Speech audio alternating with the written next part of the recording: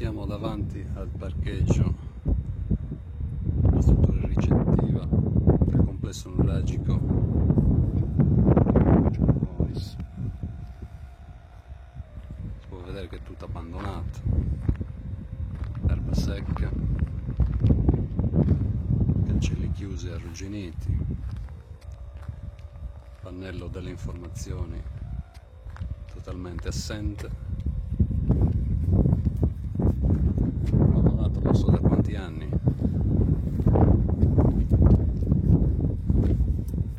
Credo anche più di 20 anni, perché io venivo qua quando ero ragazzino ed era così come lo vediamo oggi. Questo è l'ingresso, mureti in pietra. Adesso entriamo dentro.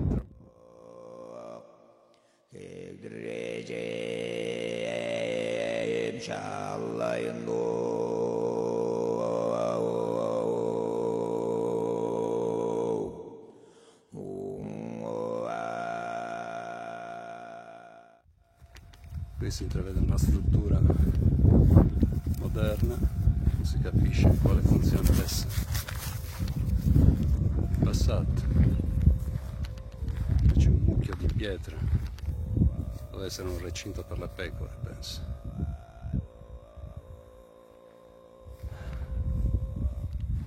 Cosa potrebbe essere qua? Una struttura ricettiva turistica, un posto bellissimo.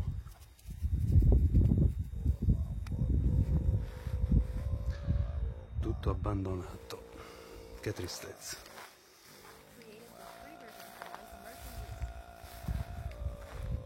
Rechiamoci all'interno del sito.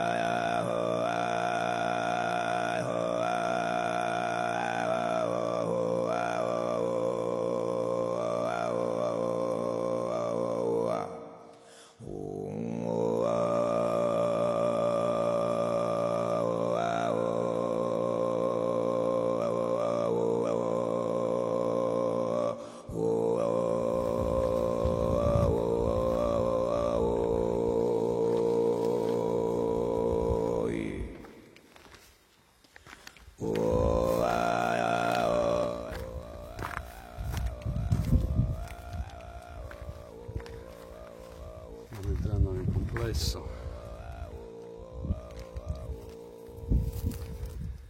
e si vede il nuraghe.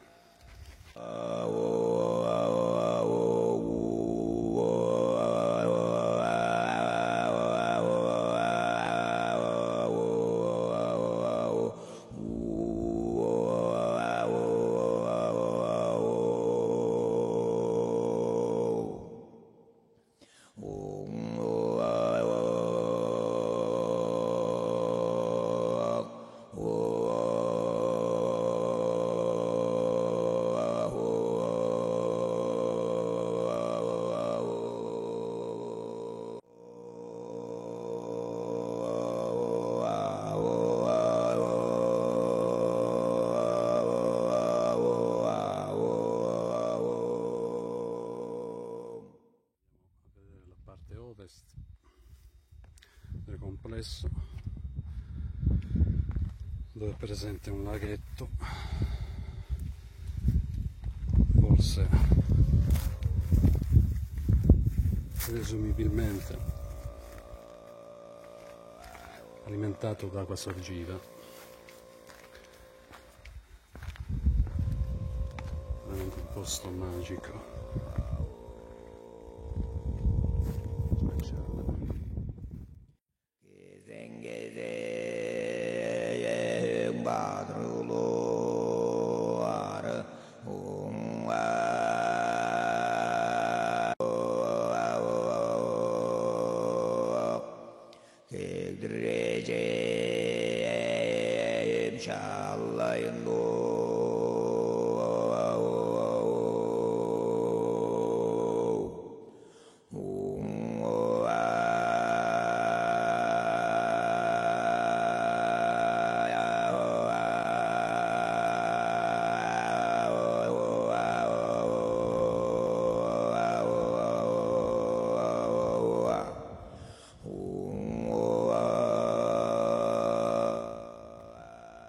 si sente forte, un'energia pazzesca.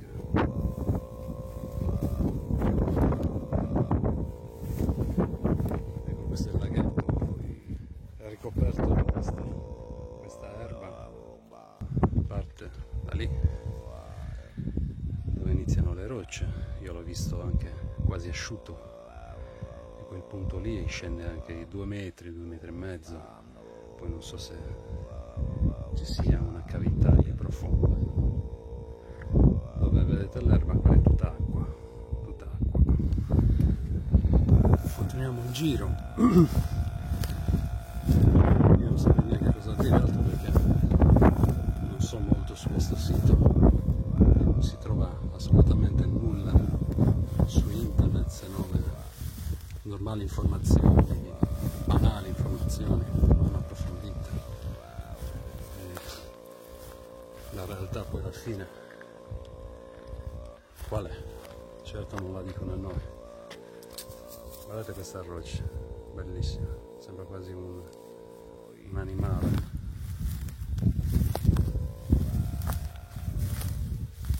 Un animale preistorico.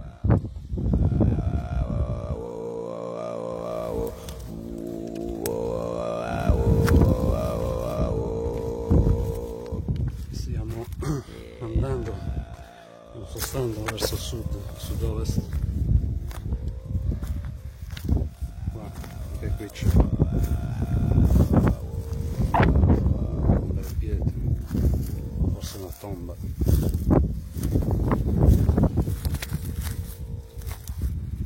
E questo costone roccioso va avanti per un centinaio di metri. Lì giù ricordo che c'è anche un masso enorme, sarà alto forse 7 metri, ha una forma strana, assolutamente da studiare, capire cosa fosse. Adesso faccio un salto su a vedere il nuraghe.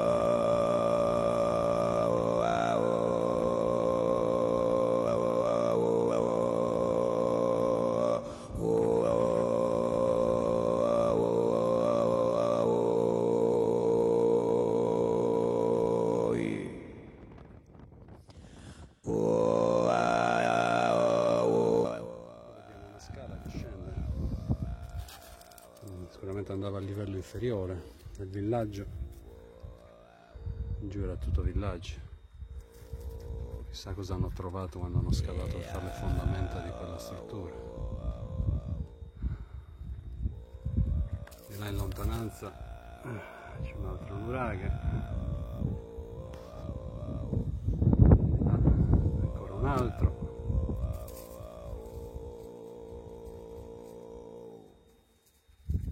Poco lontano c'è quello di Gru di Acqua, che quello andremo a vederlo un altro giorno. Qui c'è la cinta Murari.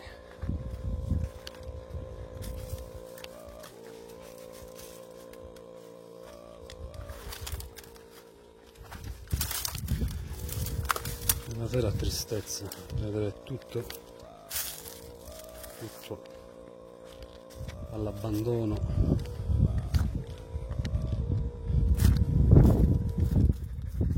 Cosa c'è?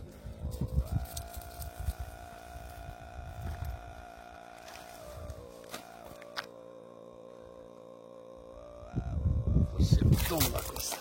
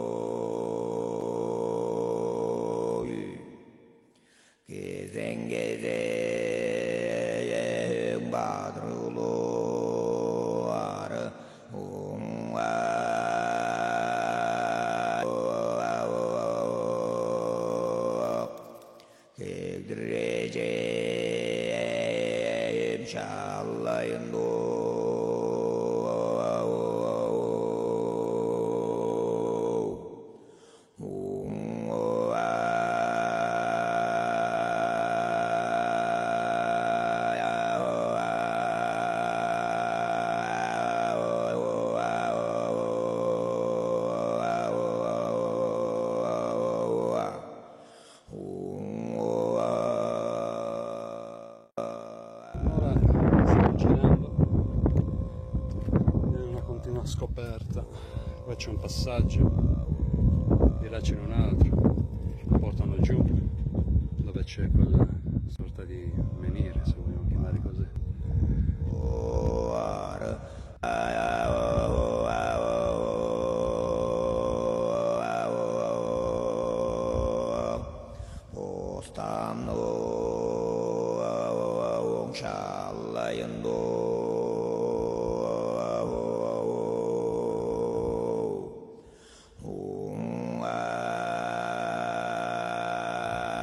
Siamo arrivati sopra il crollo, proprio sotto il nuraghe, e qua abbiamo visto che c'è una grotta, probabile anche che fosse un pozzo sacro. Vediamo le mura lì.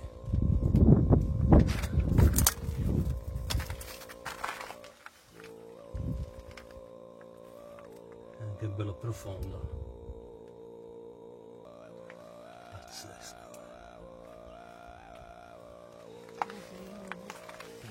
Non vieni? Perché non vieni? Perché non vieni qua, Ziggy? Non ti piace? Ai ai ai.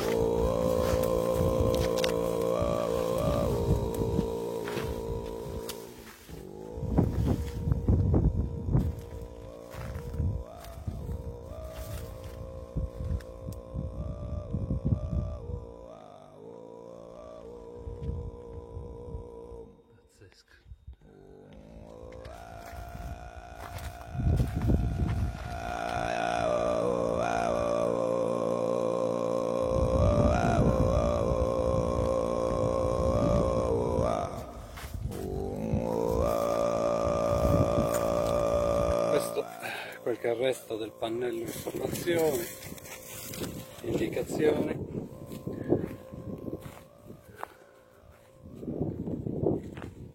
Qui si potrebbe ipotizzare che ci fosse un chiosco con informazioni, ormai il resto sta stando una pavimentazione in legno marcita. Quindi traiamo le nostre conclusioni dopo questa gita, questo sito meraviglioso.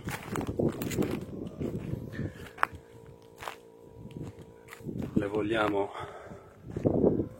trarre qui le nostre conclusioni. Nell'unica zona servizi per il turista che abbiamo trovato, adesso ve lo faccio vedere. Questo.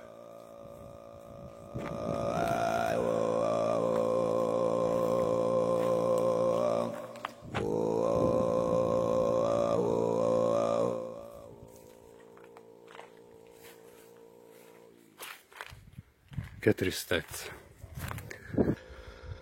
Possiamo parlare di Monteprama, scoperto nel 74, lontano 74, da un contadino di Cabras, arando il terreno, casualmente si imbatte in una statua. E pensiamo che nello stesso anno in Cina, a Xi'an, un contadino anche lì, scavando un pozzo, fece un ritrovamento molto importante, che è quello dell'esercito di terracotta. Ora quel sito in Cina è considerato uno dei siti più importanti a livello mondiale, anzi è considerata l'ottava meraviglia del mondo. E c'è da pensare anche che oggi in quel sito, portato alla luce, coperto con una struttura,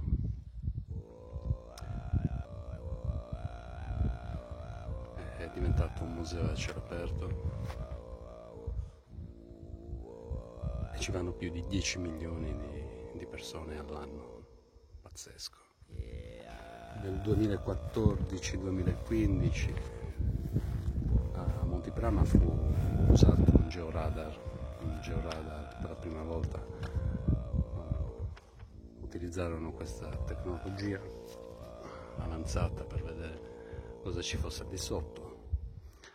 Analizzarono 6 ettari di terreno, se non sbaglio, e trovarono più di 56.000 punti, reperti, mura, di tutto. Poi alcuni archeologi e la soprintendenza rallentarono i lavori. Continuarono le ricerche per un po' e su 14 ettari trovarono circa 100.000 anomalie, una cosa molto estesa. Oggi quei lavori sono stati interrotti. In quei terreni hanno piantato delle vigne, degli alberi da frutta. Cosa dire? Lì c'è da scavare tanto, c'è da trovare, sicuramente era una città intera, una città enorme. Pensate se anche lì si facesse come hanno fatto in Cina. Tanto è vero che poi il comune di Cabras è stato gemellato col comune di Xi'an per l'importanza di entrambi i siti archeologici. L'unica differenza è che in Cina è stato ristrutturato, restaurato, mentre qui è stato sepolto, oscurato. Cosa dire? C'è da dire una cosa, che qualcuno forse ha i suoi interessi a tenere tutto ciò nascosto nell'oblio. Credo che la storia sarda, nuragica e ancora prima sia tutta da riscrivere, naturalmente. Quindi per quale motivo tutto ciò è stato nascosto? Chi sono le persone che spingono a bloccare tutto ciò?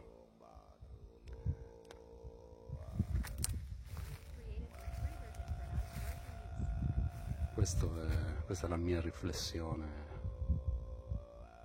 dopo aver visto questo sito meraviglioso. Vi lascio alle vostre riflessioni, ai vostri pensieri, alle vostre considerazioni, ma è veramente triste che tutto ciò venga nascosto, bloccato, mentre in qualunque altro paese del mondo un sito di tale importanza verrebbe tutelato. Pensate all'economia sarda basata sull'archeologia, archeologia unica al mondo, cosa potrebbe essere per la Sardegna, per i sardi.